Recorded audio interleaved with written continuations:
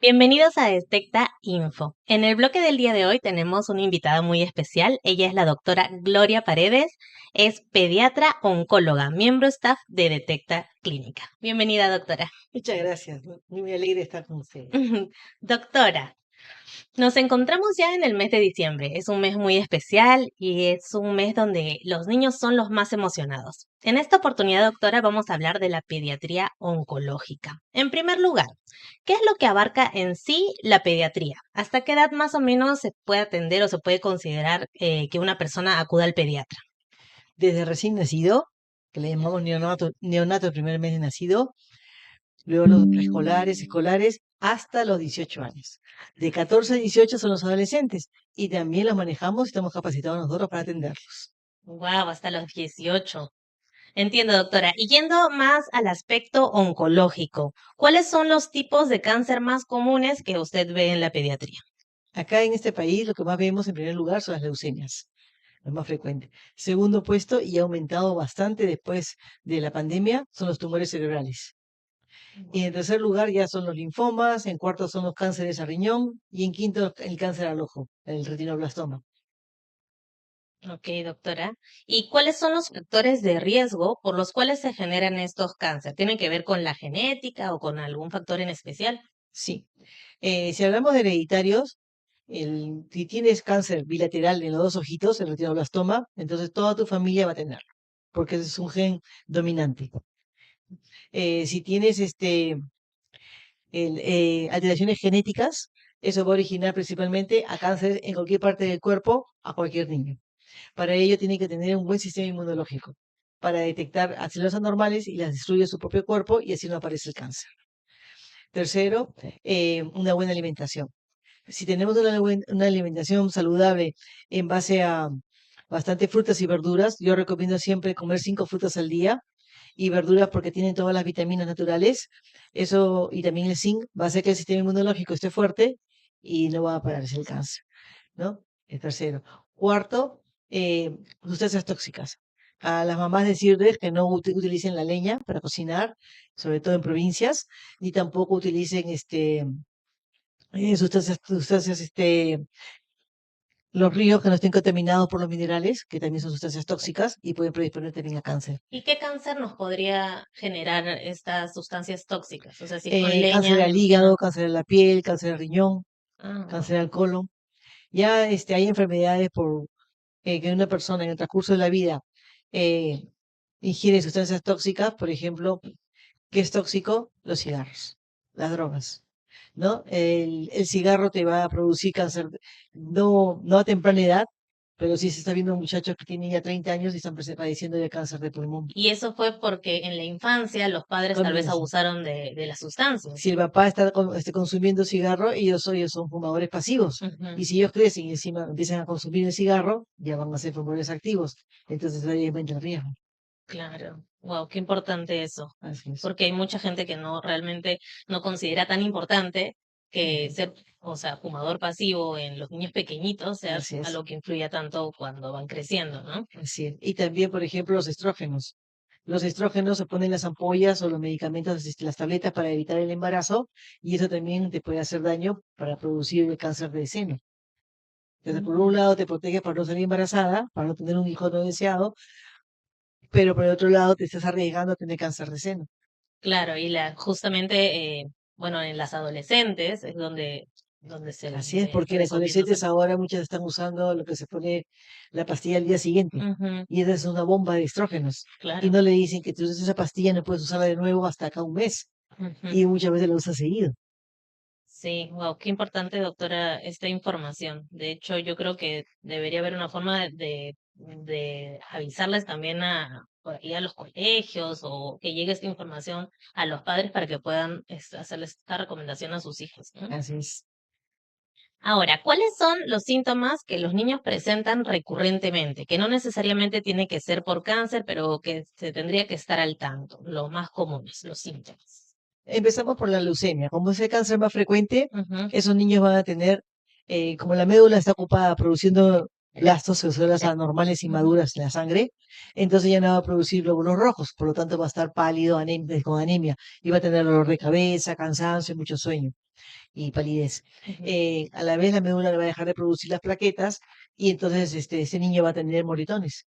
No que se golpee, sino que espontáneamente aparecen los moretones, los puntitos Ujú. rojos o sangrados, ya sea de las encías, que es muy frecuente, o de la nariz, o puede ser sangrado eh, a nivel urinario, puede ser sangrado por la vía fecal. Hay que estar atentos ahí. Así es. Entonces, anemia, palidez, mucho More- sangrado y moretones. moretones. Si Esos estamos son los... hablando de tumores cerebrales es diferente, porque el tumor cerebral te puede producir dolor de cabeza intenso. Amanece con el dolor, todo el día está con el dolor, Ujú. aumenta en la noche, en la mañana, y está precedido por vómitos explosivos, no por náuseas, ¿no? Y Ujú. también puede estar el paciente presentando convulsiones, de acuerdo a estar localizado en el cerebro, o de repente parálisis, Ok, ¿y qué exámenes, comenzando la por los leucemia. primeros síntomas Ok. que nos indicó? Entonces, si tú ves a tu hijito Ujú. o tu sobrino o una profesora en el colegio, que me pasa también bastante, que me Ujú. diagnostican, eh, ¿qué pasa con este niño? ¿Por qué se duerme todo el día en clase? ¿Por qué está tan cansado Ujú. si yo le doy buena alimentación? Ujú.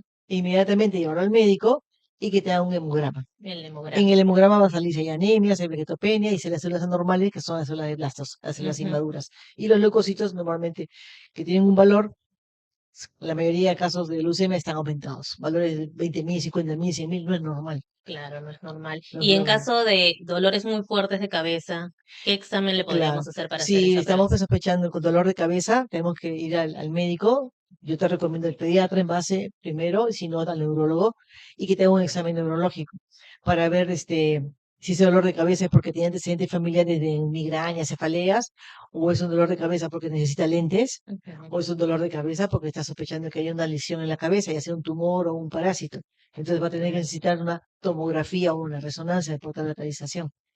Ok, doctora, aquí en Detecta Clínica nosotros manejamos mucho el tema de la prevención. ¿Qué nos podría recomendar usted para que las mamitas y los papitos en general puedan prevenir algún tipo de cáncer en sus hijos? Yo les recomiendo a todos los papás y mamás, desde que su niño está recién nacido, inmediatamente llévenlo al oncólogo pediatra, porque el oncólogo pediatra desnudo le va a hacer un examen completo al niño, ¿no? Desde chiquititos, con una linterna, le ilumina y tiene que haber un reflejo rojo. Ustedes como papás también pueden hacerlos en su casa.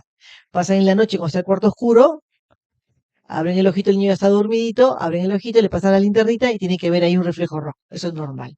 Pero si se ve una mancha blanca, como si fuera de gatito, inmediatamente al médico porque hay que descartar que sea un retinoblastoma, que es el cáncer ocular. Si ustedes llegan a tiempo, con todas las medicinas actuales que existen, ese ojo se puede salvar. Antiguamente salvábamos la vida, pero se perdía el ojito. Y a veces quedaban los chiquitos, tenían el cáncer de los dos ojitos, quedaban cieguitos, pero sí vivos, ¿no? Ujú.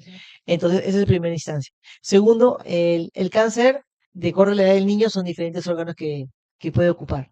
Por ejemplo, cuando son pequeñitos, puede haber cáncer ya hemos dicho, en el ojo, puede haber en el hígado, puede haber en el riñón, puede haber en el músculo. Entonces, seguir las doctrinas que tienen los hindúes. Los hindúes después del baño, al momento de secarlo, le pasan aceite por todo el cuerpo. Como son bebés, y son niñitos, son blanditos. Entonces tú le pasas y sientes un bulto.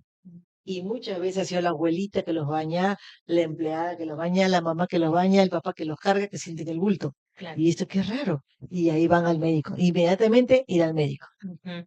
¿no? Claro, porque es muy común en los niños pequeñitos llevarlos a su control de niño sano, ¿no? Así Pero es. ahí no lo ve un oncólogo pediatra, simplemente el pediatra le hace una revisión, un chequeo muy veloz y puede que se le escapen algunas cositas. Y lamentablemente, muchas veces el control del niño sano ni siquiera le llega a ser pediatra, lo hace la enfermera, Sí, por rutina. por rutina. O sea, le peso, talla, vacuna ya, muy bien, Ujú. Y y, se van y se a su van casa. a su casa. Y no pasa por el pediatra, y el pediatra tiene que tener una visión amplia para también sospechar que puede tener cáncer.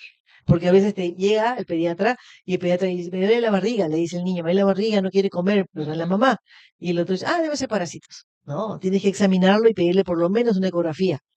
Y ahí Claro. puedes diagnosticar a tiempo que puede tener un tumor en cualquier parte del abdomen. Sí, es muy importante esto, Sí. doctora. Gracias.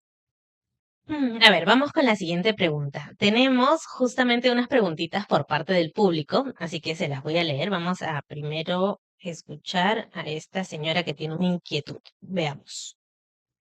Doctora, mi hijo de 3 años salió en sus exámenes con anemia y con plaquetas muy elevadas. ¿Cuál sería su diagnóstico?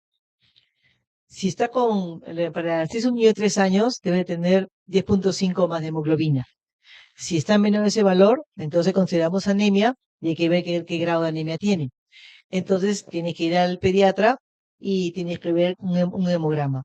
Con ese hemograma y te van a hacer también un estudio también de ver el tamaño y la forma del glóbulo rojo, que son y reticulocitos, son exámenes especiales, ¿no? Simples de sangre, con un examen de sangre. Pero también se debe investigar si la mamá al niño le da verduras verdes que tienen ricas en ácido fólico, si la mamá al niño le da alimentos que tienen hierro, ya sea espinaca, brócoli, acelga, ya sea frutos secos como las nueces, las almendras, avellanas, las pecanas, ya sea las carnes rojas, el pescado y el cuy que tienen bastante hierro, que son los primer puesto, o le da puro pollo que tiene muy poco hierro, ¿no? Que Ujú. eso pasa sobre todo acá en Lima, ¿no? En la costa, ¿no? Come mucho pollo que no es muy alimenticio. Mucho pollo y mucho arroz y Así mucha es, papa, así es. pero no verduras. Sí, me parece que esta mamita está preocupada también porque salió con las plaquetas muy elevadas. Ok, Entonces la anemia se podría explicar, creo, por la mala ¿no? alimentación, pero las Claro, la plaquetas. plaqueta es por Ujú, diferente. Si están muy elevadas hay que ver el valor, porque un niño sano debe tener un promedio entre 100.000 a 500.000. ujú, Entonces hay que ver qué valor tiene.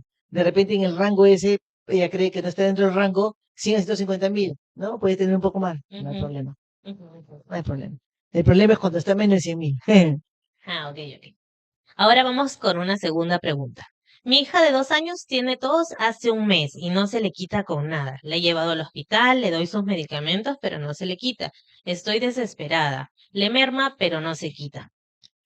Ok, si tiene la niña no tiene fiebre, no Ujú, tiene moco, ¿qué tipo de tos es? Si es tos seca, si es tos con flema, si tiene flema, ¿qué color es la flema? Si es que la más pequeñita de repente no lo sabe expectorar, ¿no? claro. Hay que ver también si los cuartos, en la habitación que tiene muchos peluches o la habitación tiene muchos libros antiguos, o libros de varios meses que pueden acumularse ahí ácaros o hongos y que te puede dar alergia y esa alergia se traduce en una tos. Ujú. O también la ventana cerca de un jardín y las flores también eliminan su polen y también puede ser alérgica al polen.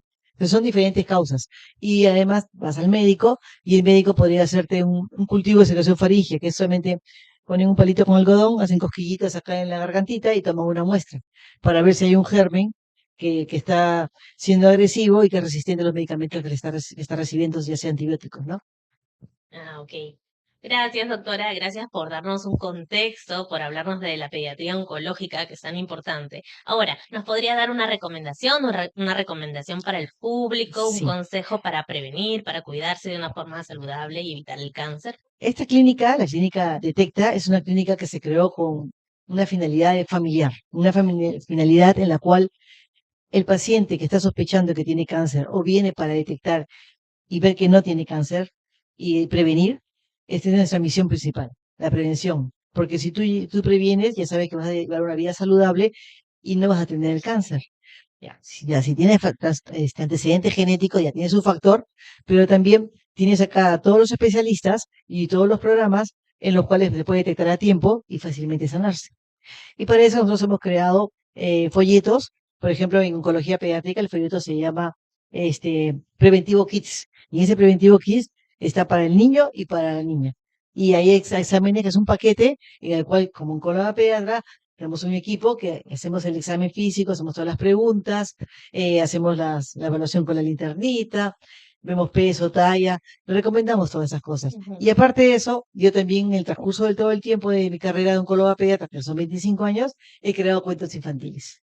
Y a través de los cuentos infantiles yo formo líderes en salud desde pequeñitos. Me voy de nido en nido por todo el Perú, colegios, programas de vaso de leche, y a todos les enseño cómo tener una vida saludable, una vida sana, y cómo prevenir y cómo diagnosticar a tiempo todo. Qué lindo, Sí, doctora. Qué lindo bueno, ponga también su granito de arena y nos comparta toda esta así experiencia. es. Muchísimas gracias. Ha sido un placer tenerla con nosotros y será hasta la próxima. Nos vemos. Bienvenidos nuevamente a Detecta Info. El día de hoy tenemos como invitada a la doctora Angelina Sorrentino, el cual nos va a hablar sobre los métodos anticonceptivos. Muy buenas tardes, doctora. Buenas tardes. Gracias por su participación el día de hoy en el programa. Con todo gusto. Doctora, cuéntenos, ¿Qué es un método anticonceptivo y cuáles son los métodos anticonceptivos disponibles actualmente? Un método anticonceptivo es un tratamiento o una terapia que va dirigida a evitar el embarazo o, en otras palabras, a planificar, nos permite planificar en qué momento deseamos quedar embarazados. Actualmente, ¿cuál sería un método anticonceptivo adecuado? Fíjate, los métodos anticonceptivos didácticamente vamos a dividirlos en hormonales, de barrera y quirúrgicos. Hoy en día están disponibles todos y cada vez tenemos más novedades y el método se adapta más a la paciente, a las necesidades de la paciente. De los métodos anticonceptivos orales, ¿cuáles son los beneficios, los riesgos o los potenciales efectos adversos que pueden tener? De los métodos anticonceptivos orales u hormonales, porque también dentro de los hormonales pueden entrar, por ejemplo, los inyectables, ¿ok? Sí existen, obviamente, sus beneficios y, como todos, sus efectos colaterales y efectos adversos. La mayoría de las veces en estos métodos hormonales, el efecto adverso es inmediato, las náuseas, el dolor de cabeza en cuanto a la tolerancia del método hormonal, en el tiempo la aparición de algunas arañitas vasculares o pequeñas varices en los tobillos en las mujeres, y en otro grupo de mujeres se puede apreciar, que es minoritario, pero se puede apreciar algo en el cambio del peso corporal. Muchas mujeres pueden decir que engordan con determinada mezcla hormonal, otras mujeres se quejan de que han adelgazado mucho con determinada combinación hormonal. Por lo tanto, es súper importante la evaluación integral antes de decidir qué combinación hormonal va a utilizar la paciente. Muy bien, doctora. ¿Y aquellas pacientes que por algún motivo no pueden recibir un tratamiento con pastillas o con métodos hormonales convencionales, qué otras alternativas tienen para tener una anticoncepción? Fíjate, existen los métodos de barrera. Entre los métodos de barrera tenemos la T de cobre, que ya es antigua como método de barrera dentro del uso de la ginecología, ¿no? Y siguiendo a la T de cobre han aparecido algunos otros métodos de barrera que son como especie de circulitos con bolitas de cobre que hacen el mismo efecto que el dispositivo intrauterino tipo T de cobre. También el preservativo puede ser otro método que está libre de hormonas y que funciona adecuadamente como efecto anticonceptivo. Esos son los más comunes, ¿no?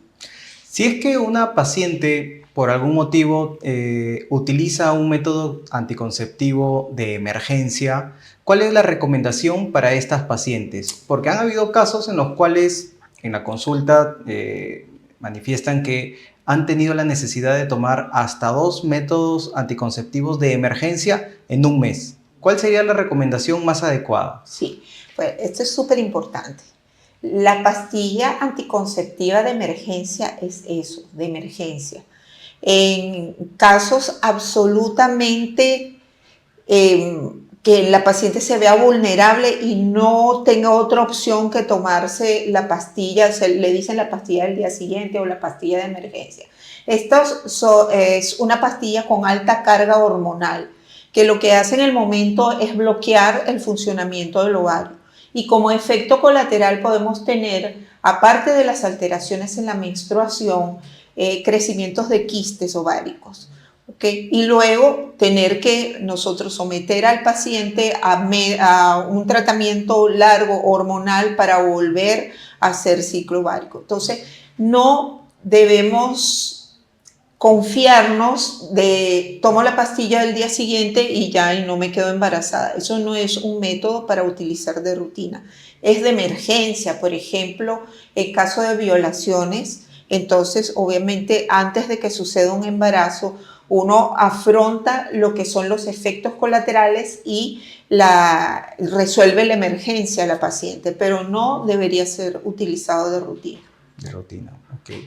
Doctora, En relación a los cambios en la menstruación que puede generar la elección entre uno y otro método, ¿cuáles son esos cambios que no deberían generar preocupación en las pacientes? Fíjate, casi todas las combinaciones hormonales hoy en día van dirigidas a adelgazar el endometrio. El endometrio es la parte interna del útero que sale todos los meses en forma de menstruación. Eso es el endometrio. Entonces, todas las combinaciones hormonales modernas van dirigidas a que ese endometrio esté finito. ¿Por qué? Porque es una forma, aparte de evitar el embarazo, que es lo que se busca, también de evitar que a futuro la paciente haga patologías endometriales que son tan frecuentes en la edad de la perimenopausia. Entonces se aprovecha el método anticonceptivo pensando también que a futuro se va a proteger a la paciente de esas alteraciones. Entonces, como el endometrio está finito, la menstruación se hace escasa. Cambia entonces la cantidad o el volumen, el color y su consistencia. Ya no es tan fluido, es un poquito espesita. Entonces, muchas pacientes se asustan. Doctora, me está viniendo la menstruación poquita, oscura y como pastosa, espesa. Puede ser la combinación hormonal cuyo objetivo es ese, disminuir la menstruación. Hay otros métodos u otras hormonas que son otros métodos anticonceptivos que son a una sola hormona, por ejemplo, únicamente progestágenos, y eso hace que el endometrio se aplane y a veces no venga la regla.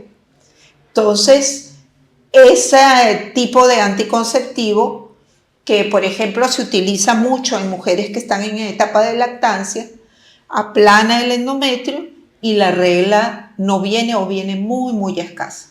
Eso es importante porque muchas pacientes mencionan eso, ¿no? O sea, no se les explica cuáles son esos cambios asociados a la elección de su método anticonceptivo y de pronto no ven una regla y piensan que es algo anormal, ¿no? O sea, es importante explicarle a las pacientes cuáles son los cambios y cuál es lo esperable para la elección del método que está eligiendo. Así es. Doctora, y en cuanto a la eficacia anticonceptiva, ¿cuáles son los métodos más eficaces y los menos eficaces? Fíjate, los métodos más eficaces siempre son los métodos, las combinaciones hormonales, ¿ok? Hay dispositivos intrauterinos que también tienen carga hormonal. Hay un dispositivo intrauterino con levonorgestrel, que es una progestina, por ejemplo. Entonces es una combinación. Hoy en día las combinaciones hormonales son altamente eficaces, 99%. Igualmente los métodos de barrera con el dispositivo hormonal tipo levonorgestrel, así como también los dispositivos subdérmicos. Pero ahí hay que tener ojo. Hay que elegir bien el método anticonceptivo que se adapte a cada paciente. Esos métodos, esos tubitos que van debajo de la piel, que son métodos la mayoría de las veces a una sola hormona, o también con combinación hormonal, muchas veces producen alteraciones en la menstruación tipo hemorragias. ¿Okay? Hay que recordar que la paciente con sobrepeso tiende a metabolizar un poquito más lento la carga hormonal que se ingresa porque se acumula en tejido adiposo. Entonces, todos esos dispositivos que tienen sus depósitos, sus tubitos de reserva y que van en el brazo, tienen un sistema de depósito que muchas veces queda impregnado en el tejido graso. Entonces, retiras el dispositivo del brazo y a veces la paciente queda 1, 2 o varios meses en amenorrea, que es ausencia de menstruación, porque todavía hay residuos de la hormona en el tejido adiposo. Entonces, claro. Eso es importante porque también otra de las preguntas que hacen frecuentemente en la consulta es: dejo de tomar un método anticonceptivo, ¿después de cuánto tiempo puedo volver a quedar embarazada? ¿Al siguiente ciclo menstrual o depende del método que se ha elegido antes? Fíjate, los anticonceptivos orales son los que se metabolizan más rápido. De hecho, son de toma diaria. Entonces, tú al parar tu anticonceptivo oral, en tu próximo ciclo natural, tu próximo ciclo ovárico natural, ya contando el día de ovulación, pudieses quedar embarazada. Tan cierto es que muchas veces cuando hay olvidos seguidos de la toma de la pastilla, hay escapes ovulatorios y la paciente dice, oye, qué mal método esta pastilla, me he quedado embarazada, pero no se ha tomado en cuenta las veces que me he olvidado. Entonces, fíjate que ese es uno de los métodos como que lo abandono y más rápido puedo quedar embarazada. O sea, con los anticonceptivos orales puede quedar embarazada incluso el mes que está tomando el anticonceptivo porque se olvidó de tomar Si se empieza a olvidar, dosis. hay escape ovulatorio. Está descrito Ok. un 5% de casos de escape ovulatorio por olvido seguido de las pastillas. ¿Y con qué métodos sí la ovulación o la capacidad de volver a quedar embarazada se retrasa un poco? Fíjate, los métodos anticonceptivos o el anticonceptivo hormonal de depósito muchas veces hace que la paciente se retrase un poco en sus deseos de quedar embarazada.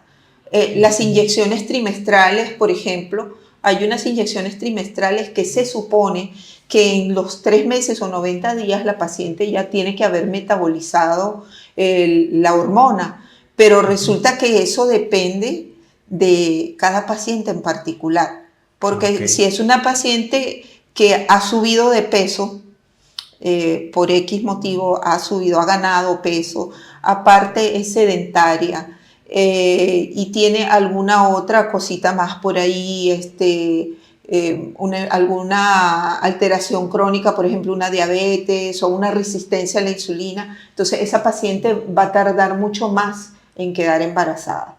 ¿Okay? Entonces, cada vez que nosotros indicamos un método anticonceptivo, también dar algunas recomendaciones a la paciente. Señora, yo le voy a dar aquí una inyección que se aplica cada 3 meses o mensualmente, pero recuerde que usted necesita ejercitarse, tener una alimentación saludable y estar pendiente pues de las subidas, de las bajadas de peso, de los medicamentos que consuma o que se le indiquen a pesar de tener el método anticonceptivo, siempre informarlo. Ok, doctora. Doctora, una consulta adicional. ¿Hay relación entre algún método anticonceptivo y la probabilidad de algún cáncer ginecológico? Los métodos hormonales, todas las combinaciones hormonales en pacientes con antecedentes de cáncer, antecedentes familiares o personales de cáncer ginecológico están contraindicados. Okay. Se deberían utilizar métodos de barrera. Los métodos de barrera, té de cobre, preservativo o métodos quirúrgicos, por ejemplo, la esterilización quirúrgica, que es la ligadura de trompas en la mujer y la vasectomía en el hombre. Muy bien, doctora. También tenemos preguntas del público. Vamos presentando algunas. Tenemos la pregunta de Ana Clarisa Rovilota. Doctora, yo uso anticonceptivos inyectables. Todos los meses me lo pongo. ¿Es bueno o es malo? Ana Clarisa, en eso tiene mucho que ver tu edad y tu peso. Si tú eres una paciente de 35, 40 años con algo de sobrepeso, yo te dijera que no es tan bueno. Si tú eres una paciente entre 17 y 20 años que estás activa, se ejercita, no debería haber problema. Pero sí lo que es muy importante, que cuando uno utiliza un método anticonceptivo de estos de depósito, tiene cualquier alteración, consultarla a su ginecólogo. Ok, vamos con la siguiente pregunta. Doctora, bueno, esta es la anterior. Vamos con la siguiente pregunta. Nancy Macías. Doctora, me coloqué el implante hormonal a los 10 días de haber dado a luz y tengo casi 9 meses sangrando todos los días. ¿Será recomendable retirarlo? Allí lo recomendable es consultar con tu ginecólogo. ¿Para qué? Para que evalúe la posibilidad de poder detener ese sangrado sin quitar todavía el implante, porque si se logra, a veces hay algún detallito que corregir y la paciente puede continuar con su implante subdérmico. Recordemos que está en pleno cuando la mujer da a luz y está amamantando y todo lo que ha cambiado durante el embarazo está volviendo a su estado inicial. Entonces hay todavía como una tormenta, un cambio dentro del organismo de la mujer y dentro de todo su sistema hormonal. Entonces a veces ajustando, haciendo algunos pequeños ajustes, se logra estabilizar ese sangrado y ella puede seguir con su método y amamantando su bebito. Muy bien, doctora. ¿Nos podría brindar alguna recomendación o algún consejo para nuestro público para cuidarnos y prevenirnos y tratar de elegir un método anticonceptivo adecuado? Sí, cómo no. La recomendación principal es que el método anticonceptivo, sobre todo el hormonal, es muy delicado. Para indicar un método, una combinación hormonal, hay que evaluar bien a la paciente desde el punto de vista ginecológico, ver el útero, los ovarios y las glándulas mamarias. Por lo tanto, no es conveniente dejarse asesorar nada más en farmacia y empezar e iniciar un método hormonal sin asesoría profesional. O sea, es decir, si llega una paciente y le recomiendan, sin haber hecho un estudio ecográfico de mamas, un estudio ecográfico de útero y ovarios y una evaluación integral, un método anticonceptivo, no es adecuada esa recomendación. No es adecuada esa recomendación. Ok, doctora. Muchas gracias por estar el día de hoy, por su participación. Muchas gracias, doctora. Gracias a ti.